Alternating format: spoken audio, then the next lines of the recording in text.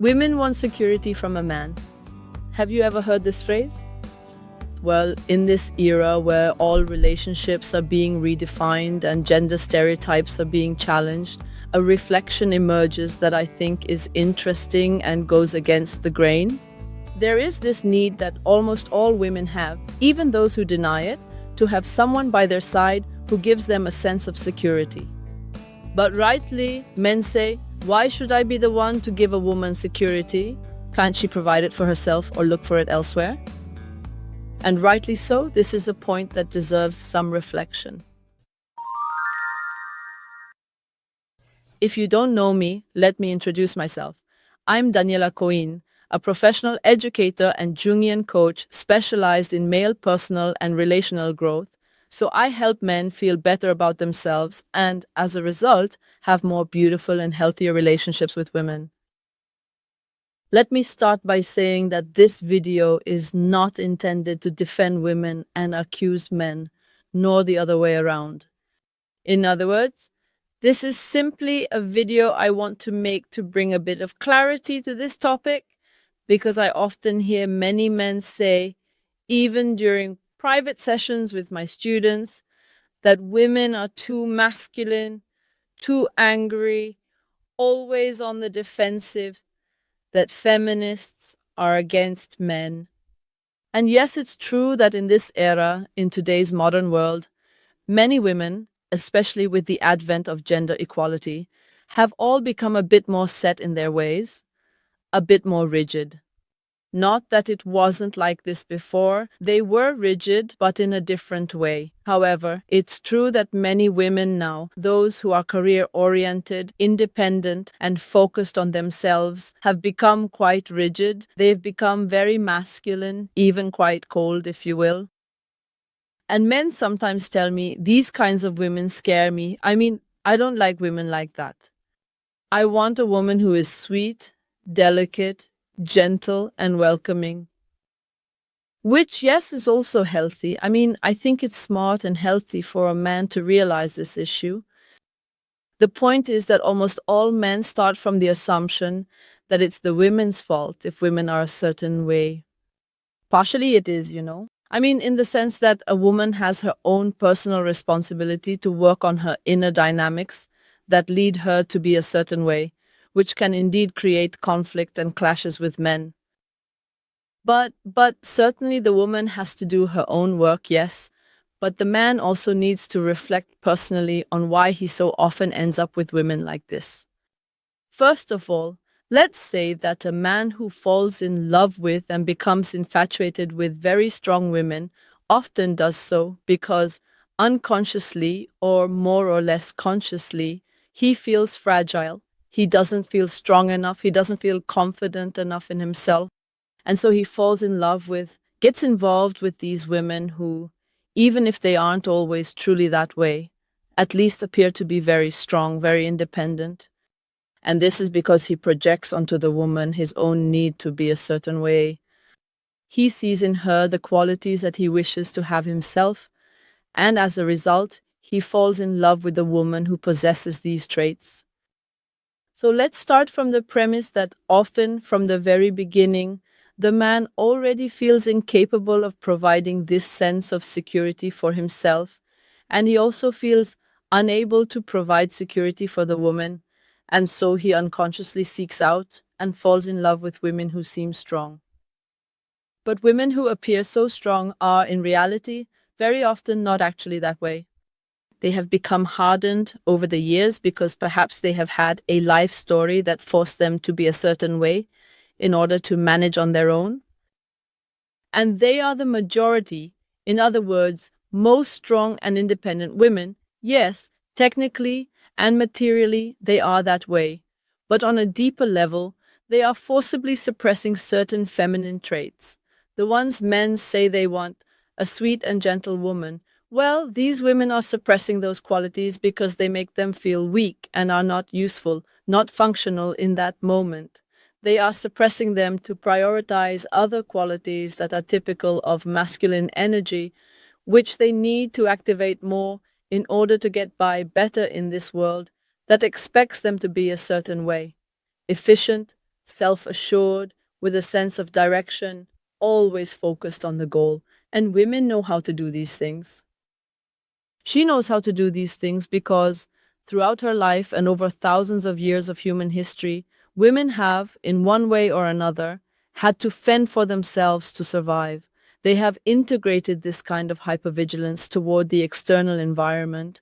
They've had to sense danger signals, protect their children, and distinguish between reliable and unreliable men to avoid getting into dangerous situations. So, when a woman doesn't have a man by her side who fulfills these roles for her, she has to draw on her own ability to defend herself, to become rigid, to prepare for flight or for a fight, whatever is necessary for her survival. However, this is not primarily the woman's role, because the female hippocampus has been shaped over the years, since women have, for the most part, been protected by men, to develop more emotional memory and attention to emotional and relational details. So everything related to social threat cues is more developed. That is, the female amygdala is better at identifying social issues. This is because in ancient tribes, in old social contexts, the role of paying attention to the environment was usually entrusted to men. So women paid attention to social and educational aspects, while men took care of providing for survival and also defending the group from possible enemies and predators. By the way, last night I watched a video of a man, I think he was a psychologist, though I didn't look into it, who was explaining that women have this educational role, which for nature and for survival is so fundamental that it has led women to be more long lived than men, so to live longer, even though their primary role, which would be reproduction, actually ends when they're, I don't know, 50 at most. But why, this man was saying, do women live longer than men? Because women, even when they are elderly, are capable, and it's important that they are able to educate to contribute to the social system. Whereas men die earlier because when they are old, genetically, historically, from an evolutionary standpoint, for how man has evolved, they die earlier because at a certain point, no longer being able to fulfill their primary function for which they were, let's say, created, not just reproduction, but also defense. When they become too old, they die earlier, obviously from an evolutionary perspective, because their task is finished. Whereas women, precisely because the tasks of education, nurturing, and social connection are extremely important, live longer. I don't know if this theory is true, but I found it interesting and wanted to share it. Now, a woman who has to take care of everything, that is, both social and relational matters, as well as issues of self protection, meaning she has to be able to handle the practical and technical aspects of everyday life herself if she's single. Well, a woman who has to do all this tends to economize and, of course, to think first about survival and only then about opening up emotionally and letting herself go in relationships. Okay? So let's start from this premise. If you always find women who are on guard, who are hypervigilant, women who, in short, are stronger than you, who give you more security, or who, at least on the surface, don't need you for security, it means that you are not able to provide them with that sense of external security they would need in order to relax, to let their guard down. If you want a sweet, gentle, and welcoming woman, you need to be able to provide and give this feeling of security, to be the one who manages the external environment, the space around her. In other words, you need to take care of practical matters. Obviously, this doesn't mean walking around with a two-handed sword and going off to fight enemies. In today's society, it might mean handling practical things like the car breaks down. I'll take it to the mechanic for you. Do we need to go somewhere? I'll find the hotel, the place where we'll stay. I'll organize a day trip. I'll drive, I'll take you there myself. What you need to communicate to her subtly and not necessarily by saying it out loud is that when she's with you, you're present, alert, observant, you take care of her and practical matters, and you're attentive to things even before they happen. I protect you, so with me, you're safe, you can relax, you can breathe, knowing that when you're with me, nothing will happen to you because I'll take care of these practical things. And in this way, she'll be able to open up emotionally and take care of all your emotional space that needs to be seen, heard, welcomed, supported, and loved. In other words, if you want a woman to open up emotionally, she needs to feel safe with you, to feel that she can entrust you with practical and managerial matters. And in this way, she can devote herself to emotional things. It's easy to say, I want a sweet woman, I want her to be more feminine. But if you say this, I have to ask you this question. I ask you, are you taking on the responsibility of being the masculine one, the anchor, the protector? Because if you're not doing that, you're asking for something she won't be able to give. But you might say, Daniela, actually, there are plenty of men who are, let's say, good for nothings, and they still find gentle, kind, and nurturing women. Yes, and also submissive, though. That is, there are women who are extremely fragile, extremely unable to manage their own lives on a practical level, who, not out of malice, but rather naively, rely on men who may not have great skills because they themselves have so few practical abilities that they, let's say, settle for a man who doesn't exactly have outstanding logical, practical, or managerial skills, okay? Just to give you an idea, for example, I have men that I coach, my students, who have had or still have partners who don't even know how to pay a bill. These women, I mean, the man has to take care of it. If something like a utility transfer needs to be done, they don't know how to do it. If they have to make a phone call to an office to ask for information, they're afraid. Those women don't need particularly masculine men because they are so lacking in practical skills that anyone can do more than they can. So they grew up perhaps in environments that were overprotective and sheltered them, and they got used to being fully immersed in their feminine side. Whereas women who have lived in other environments where they've had to fend for themselves in life have developed much stronger qualities of masculine energy, and as a result, they find it very, very difficult to step into their feminine side unless they have a man by their side who is able to show them that he is better than they are at handling those practical situations, better or just as good.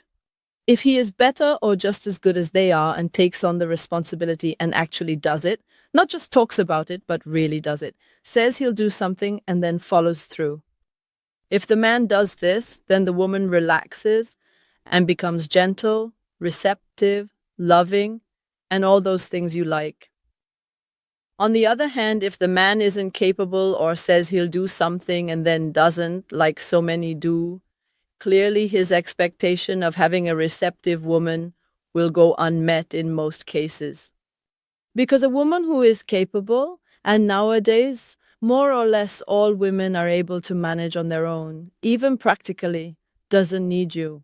In fact, paradoxically, if you're not able to do it, what happens? She feels the burden of having to protect herself and you as well. That's the terrifying part, okay? Let me give you an example to help you really understand what can happen. Years ago, I was on a trip with a male friend, and at one point, we were in the subway at night in a foreign city. We were there with all our luggage, and we had to protect our bags because it was nighttime. The city had a bad reputation, and obviously, it wasn't an ideal situation. So, we had to get off at a certain stop to go to the hotel, and this friend of mine said, Don't worry, I'll watch for the stop. I'll take care of it. Relax. And I was like, Okay. So I looked at my phone. I don't remember what I was doing. Anyway, at a certain point, the subway stops. I glance outside, and I see the name of the stop where we were supposed to get off. But he was sitting there, calm and relaxed, and he hadn't even realized it was the right stop. I mean, he was supposed to be checking the board for the stops, and he didn't even notice. At a certain point, I tell him, look, this is our stop. We have to get off, and we throw ourselves out of the subway with all our luggage and everything, risking ending up who knows where if we hadn't gotten off at the right place at 3 in the morning. Only God knows where we would have ended up. And this is just one example. There are so many men like this, men who may be out of carelessness or whatever reason. I don't want to criticize a single incident, of course, because anyone can get distracted once. But what I mean is that there are many men who are always like this, or they're unreliable people because they procrastinate their whole lives. As a result, how can a woman rely on a man who is always like this, rely on a man who isn't able to manage his own life, hold down a job, understand what he needs to do, or handle things from a practical and organizational standpoint? She may even love him, but obviously, under these circumstances, she won't be able to relax and therefore can't be that sweet, welcoming, understanding, and supportive woman that you desire. I hope this explanation is clear because it seems to me there is a lot of confusion on this topic, and many men whom I actually find to be totally or partially unable to manage themselves demand a sweet and gentle woman and then get angry and irritated saying, "Why do I only find women like this?" But it's not that you always find women of this type. Granted, the projection mechanism can make you fall in love with strong women if you haven't developed your own inner strength and confidence. But beyond that, all women have the ability to be gentle, welcoming, supportive, affectionate, and loving. The point is that they are only able to be that way with certain people, with certain men. And you might say, but Daniela, are you saying that we have to become bad boys, troublemakers, delinquents, criminals, and walk around with knives and guns so that women feel safe? No. But you might say, women do like those kinds of men, though. Yes, certain. Some women might also like these men because precisely for the reason I explained, they can unconsciously, in a primitive way, see in them that need for security they are looking for. Yes, anyway, if you're interested in this topic, I've talked about it much more thoroughly in this video that I'll link up here. And if you want to learn more, I'll also put it down below in the description. Why do women like jerks? I hope this video has helped clear things up for you a bit. If you enjoyed the video, please make sure to leave a like. If you like the content on this channel, subscribe. I'll leave the button here in the center for you to subscribe if you haven't already. And up here, I'll put 2 videos for you to explore these topics further.